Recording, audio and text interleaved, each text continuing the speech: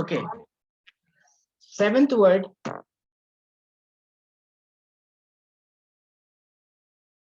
for the day is mock. M-O-C-K. Mock. ना देखिए, mock के बहुत सारे मीनिंग हैं, ठीक है। मॉक का मीनिंग है किसी का मॉक करना, है किसी का उसका एक तरीके से हंसी उड़ाना, ठीक है, ये भी होता है। एक और होता है मॉक टेस्ट करके होते हैं। मॉक टेस्ट सुने? मॉक टेस्ट कभी आप इन फ्यूचर कुछ कंपटीशन फेस करेंगे बड़ा, तो आप उसमें देखेंगे मॉक टेस्ट कराए जाते हैं प्रैक्टिस के लिए, ठीक है। जो प्रैक्टिस जिसे आप कहते हैं उसे आप मॉक टेस्ट कहते हैं, ठीक है। मॉक इज नकली एक तरीके से, यानी प्रैक्टिस के तौर पे जो हम करते हैं एक तरीके से, ठीक है। तो मॉक होता है, बहुत सारे मीनिंग है मॉक के। एक मैंने कहा किसी को क्या करना, किसी को जीर करना, ठीक है। अब मैं जीर आपको अभी समझाता हूँ, जीर का मतलब क्या होता है।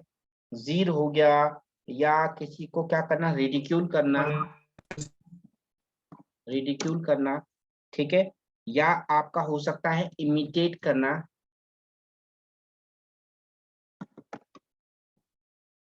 या किसी को क्या करना, मिमिक करना, ठीक है। तो मॉक के बहुत सारे मीनिंग हो सकते हैं। मॉक का मतलब है किसी की हंसी उड़ाना, किसी का मजाक उड़ाना या मजाक करना, ठीक है, सब कुछ है मॉक। मॉक इज नकल उतारना। बहुत सारे मीनिंग है मॉक के। नकल उतारना एक, किसी की हंसी मजाक किसी का करना दो, ठीक है। तो दोनों अलग चीजें हो गई। किसी का उपहास करना एक तरीके। नाउ मिमिक पता है आपको, मिमिक्री होती है। मिमिक्री आर्टिस्ट सुने होंगे आपने। मिमिक कौन करता है? मिमिक्री आर्टिस्ट आपको पता है जो आवाज निकालते हैं किसी की तरह, उसे आप कहते हैं मिमिक।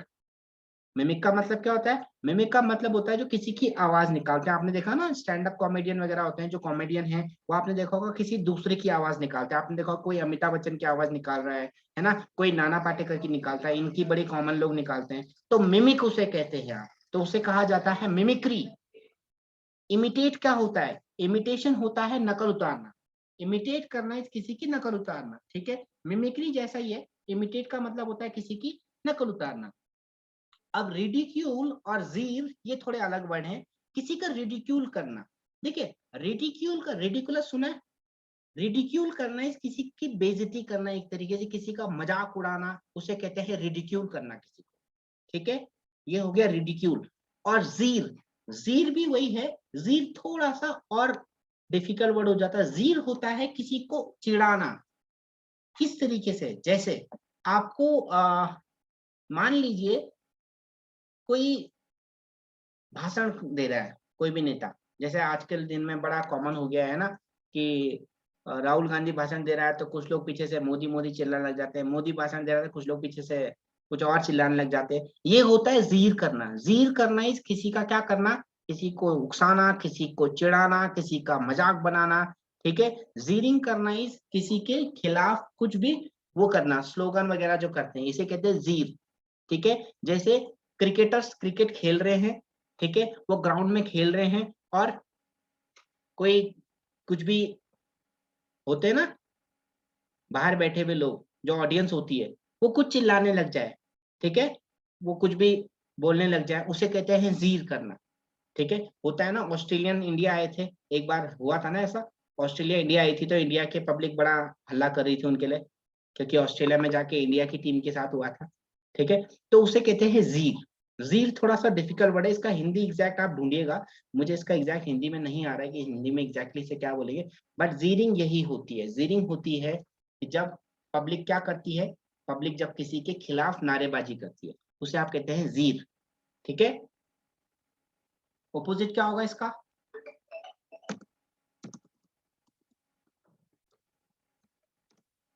मॉक हमारा वर्ड था, ऑपोजिट होगा फ्लैटर करना। फ्लैटर इज चापलूसी करना, ठीक है। मॉक इज किसी का मजाक बनाना, किसी की हंसी उड़ाना, और आप क्या कर रहे हो, उसकी चापलूसी कर रहे हो, आप उसे प्रेज कर रहे हो, ठीक है। ये है इसका ऑपोजिट।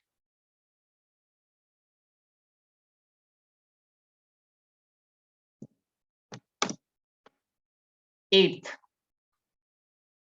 एट्थ वर्ड है मोनोपोली। अच्छा, मोनोपोली क्या होता है? मोनोपोली का मतलब होता है एक अधिकार, एक अधिकार जिसे आप हिंदी में कहते हैं, ठीक है। किसी एक चीज पे सिर्फ किसी एक का अधिकार होना, उसे आप कहते हैं मोनोपोली। आपको एग्जांपल देता हूं, आप इंडियन रेलवे पता है सबको, ट्रेन जिसे आप कहते हैं, इंडियन रेलवे है वो ऑर्गेनाइजेशन जिसको चलाती है। आपको ये चीज पता होगी कहीं ना कहीं कि इंडियन रेलवे इंडियन गवर्नमेंट चलाती है, करेक्ट? पता है ये बात? ऐसा तो नहीं है ना कि किसी का मन करा उसने अपनी रेल चलानी शुरू कर दी, ऐसा तो नहीं होता है।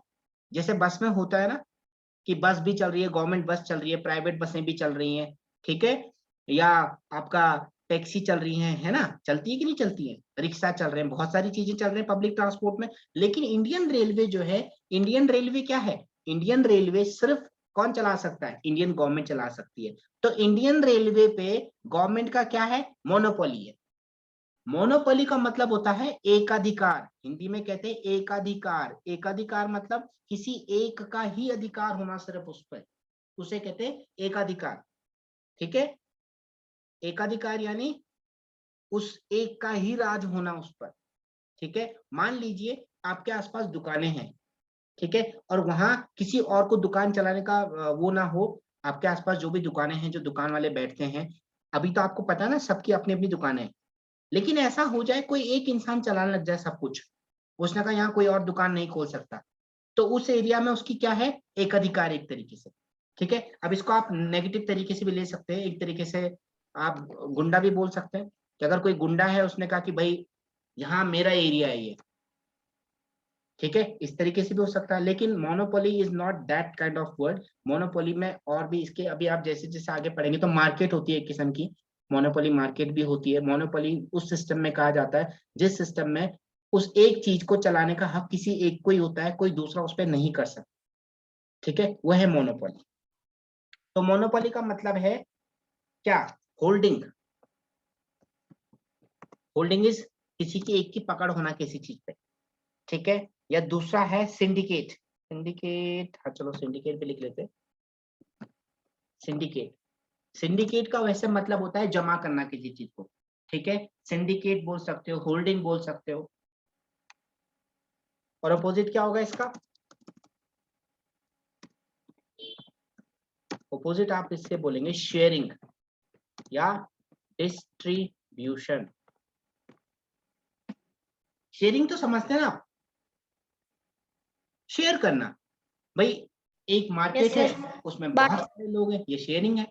और एक मार्केट, उसमें एक ही आदमी है, सब कुछ वही चला रहा है, वो अपने हिसाब से रेट बढ़ा रहा है, अपने हिसाब से रेट घटा रहा है, उसे आप बोलेंगे मोनोपोली। यानी उस मार्केट पे उस इंसान की मोनोपोली है, उस इंसान की होल्डिंग है, उस इंसान का सिंडिकेट है। Got it? ये आपका मोनोपोली का मीनिंग था।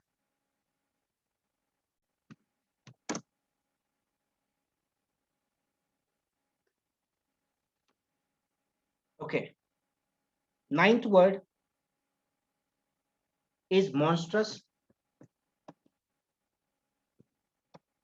अब ये तो पता होगा आपको, मॉन्स्टर सबको पता है, ठीक है। Yes sir. तो मॉन्स्टर्स आप बोल सकते हैं। मॉन्स्टर्स बिहेवियर कैसा बिहेवियर होगा, राक्षसी जिसे आप कहते हैं, तो आप बोल सकते हैं हीनियस, ठीक है।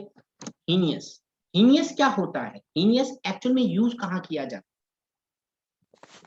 हीनियस यूज करा जाता है क्राइम में एक तरीके से। आपने कहा this is a very heinous crime, heinous यानी कैसा क्राइम है, बहुत ज्यादा कैसा है, राक्षस वाला जो आप बोल सकते हैं, है ना। आप बहुत सारे आजकल तो बहुत सारे क्राइम्स हो रहे, है ना। तो हीनियस कहां पर होगा, जहां पर आप बोलेंगे ये कैसा है, बहुत भयानक है, ठीक है, ये बहुत कैसा है, जैसे कि एक राक्षस बिहेव करता है वैसा किया गया इस क्राइम में, उसे बोलेंगे हीनियस, ठीक है। हीनियस कहा जाता है जिसे आप कहते हैं मॉन्स्ट्रस, हीनियस जिसे आप बोलेंगे, ठीक है।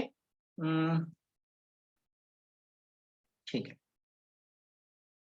ऑपोजिट कैसा होगा, आपका बिहेवियर मॉन्स्ट्रस है और दूसरी तरीके से आपका बिहेवियर कैसा है, कल्चर्ड है। कल्चर्ड समझते ना, कल्चर्ड सभ्य जिसे आप कहते हैं, सभ्य पता होगा, सिविलाइज्ड, सिविलाइज्ड बोलते हैं ना, सभ्य, सभ्य और असभ्य जिसे आप कहते हैं।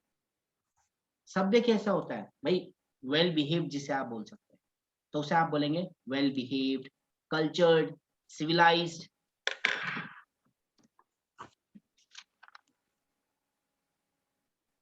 Sir friendly. फ्रेंडली थोड़ा अलग चीज हो जाएगी।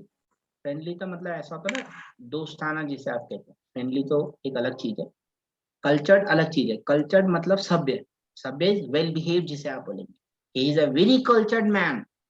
और आपने कहा he is a man like a, he is like a monster, तो मॉन्स्टर है, राक्षस है जैसे। और ये कैसा है, ये सिविलाइज है, ये कल्चर्ड है। तो फ्रेंडली अलग चीज है। वो जो मॉन्स्टर है हो सकता है किसी और के साथ उसका फ्रेंडली बिहेवियर हो।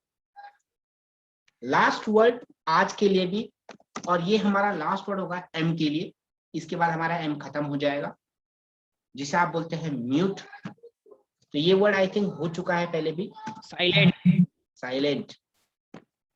Yes sir. डम्ब, इसमें म्यूट का यूज ही होता है ना, ये वर्ड हम ऑलरेडी कर चुके हैं शायद। और उस दिन मैंने आपको एक ग्रामर का रूल भी बताया था, आपको मैंने एक साइलेंट का रूल बताया था, याद है कि भूल गए?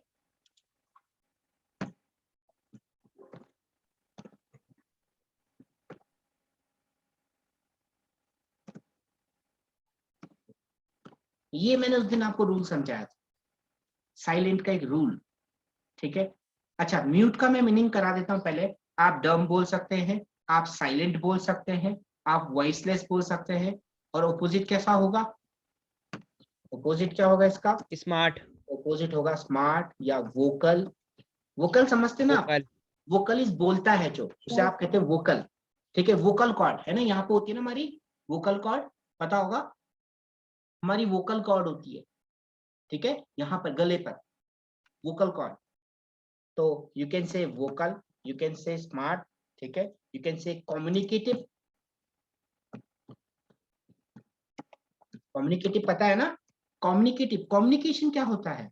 कम्युनिकेशन होता है वार्तालाप जिसे आप कहते हैं, बातचीत जिसे आप कहते हैं। तो कम्युनिकेटिव इज कैसा इंसान, जो बात करता है। और डम, म्यूट, साइलेंट कैसा इंसान, जो बात ही नहीं करता। ठीक है, ये था हमारे आज के वर्ड। एक साइलेंट का रूल जो मैंने आपको उस दिन बताया था, आपको बहुत सारे रूल्स बीच बीच में आते रहते हैं, ये आपको ध्यान होगा। किसी को याद है एम और बी का रूल?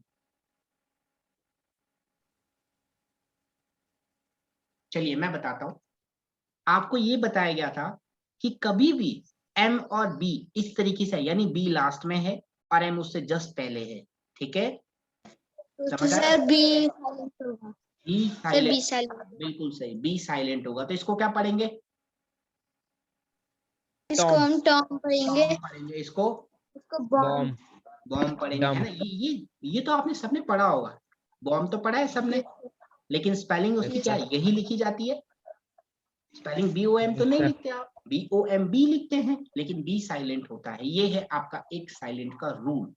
ठीक है, उसी तरीके से इसको क्या पढ़ेंगे? डम, डम। डम्ब, डम, ठीक है, यहाँ पर बी साइलेंट होगा, क्यों? क्योंकि बी लास्ट में आया है और एम उसके जस्ट पहले है। एम बी को क्या कर रहा है? प्रीसीड कर रहा है। क्या कर रहा है? प्रीसीड कर रहा है।